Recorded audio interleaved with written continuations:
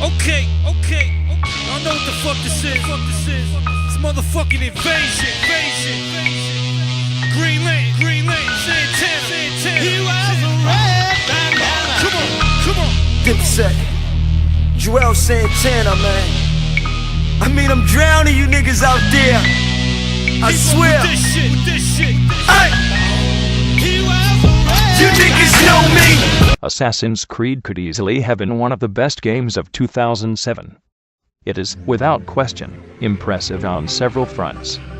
But developer Ubisoft Montreal took some missteps along the way and squandered the immense potential of its pseudo-stealth action title. A bad story, repetitive gameplay elements, and poor audio lead to the downfall of one of the more promising games in recent memory. Assassin's Creed could have been one of the great games of this generation. Instead, it turned into just another action title. You play as Altair, a member of the Haitian, or Assassins, a real-life group that performed politically motivated murders between the 11th and 13th centuries. Set in the Middle East during the Third Crusade, Assassin's Creed is steeped in historical fact. Each of the three main cities was well-researched and beautifully recreated.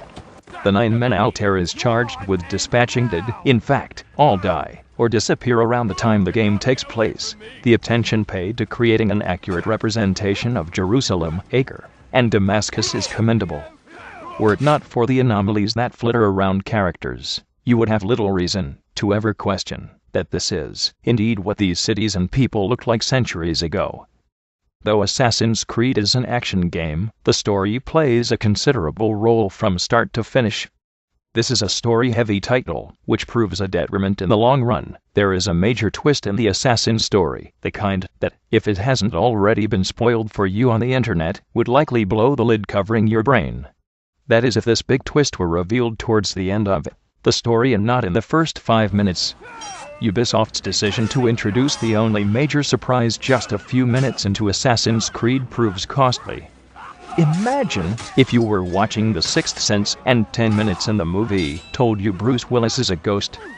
It would deaden the remainder of the story. This is exactly what happens with Assassins. The moments with Altair are well told and interesting, though perhaps a bit too drawn out, but every time the twist elements come into play, the entire game grinds to a halt. Over a 10 or 12-hour gaming experience, that becomes grating. So much so that all of the clever story elements begin to play against Assassin's Creed, rather than elevating it to high art as seems to have been the intention. It doesn't help that the voice acting for Altair is abysmal. The 12th century assassin speaks with an American accent, and sounds as if he is auditioning for community theater. He stands out against the rest of the cast, the rest of who offer fine performances. But when your star, who is forced to chatter almost as much as he kills, sounds like a B-movie reject, it takes away from the story. Sound in general is not impressive in Assassin's Creed. You'll hear the same handful of comments when running through cities repeated again and again. And the music is fairly absent in most instances, to allow the atmosphere to be king. But there is little oral atmosphere. A weak story is nothing new to video games. It's the gameplay that really matters. Assassin's Creed does some great things. It does some revolutionary things. It also does some things poorly. But let's talk about the good first, because it is worth noting that, while Assassin's Creed never becomes a truly great experience, there are some fantastic elements that lay the groundwork for a potentially incredible sequel. Each of the three major cities is broken into 3 sections: poor, middle class, and rich. That's 9 sections for 9 assassinations. As standard video game operating procedures dictate, a new section of a city is open when you receive orders for a new assassination target. When you have all sections of a city unlocked, you can appreciate the best aspect of Assassin's Creed: vertical exploration.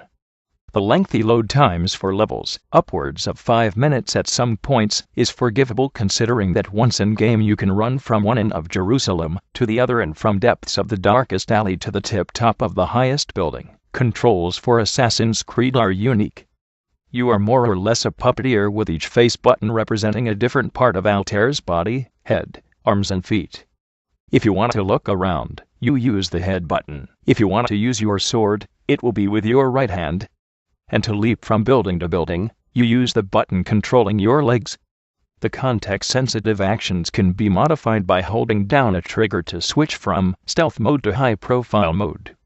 This can mean the difference between a stealthy assassination of a guard and a cinematic, but loud, leap and knife to the throat. Running along rooftops and climbing up buildings is simple execution, but a lot of fun. All you need to do is enter high-profile mode and hold down the legs button. Altair will automatically leap from station to station. This may sound like a cheat, but with the action moving so quickly, and with Altair's jumping direction not always easy to align, Ubisoft actually does a very wise thing by not turning this into a platform. The fast and easy free run mode works well and makes for some enjoyable escapes. To scale buildings, you use the same controls as for rooftop runs, only now you are moving the thumbstick to adjust your hands. The revolutionary element of Assassins that I mentioned is that the architecture dictates how you scale a building.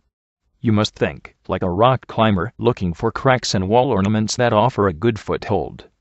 Every piece of art used for buildings matters in Assassin's Creed. Anything you see that looks like a place to grab almost always is a place to grab. Getting vertical is, without question, the best part of Assassin's Creed. Your reward comes when you find viewpoints in these key locations, and there are dozens in every city. The viewpoints aren't just for show. When you are on an assassination mission, using a viewpoint allows you to spot people of interest. To make for a successful assassination, you must first gather information on you gain a panoramic view over the city. It's breathtaking. Target. There are a half-dozen people to investigate for each assassination. You are required to investigate at least 3 of them for most assassinations. And here is where Assassin's Creed begins to slip into mediocrity. There are less than a handful of many quests possible for an investigation. You may be asked to pickpocket, walk up to the target, and hold down your empty hand button without being noticed, eavesdrop, sit on a bench and hit the head button to listen to a conversation, interrogate a suspect, beat them up until they talk, or speak with an informant who will have you either assassinate a citizen/guard, or have you run a flag-collecting race. The more investigations you perform, the more information you have available about your target. This includes maps of guard locations, which actually prove useless, the proper place to strike at your target, and hints on how to best pull off a stealthy assassination. For 1 or 2 missions, taking on these overly simplistic tasks isn't so bad. Consider that you will eavesdrop and pickpocket,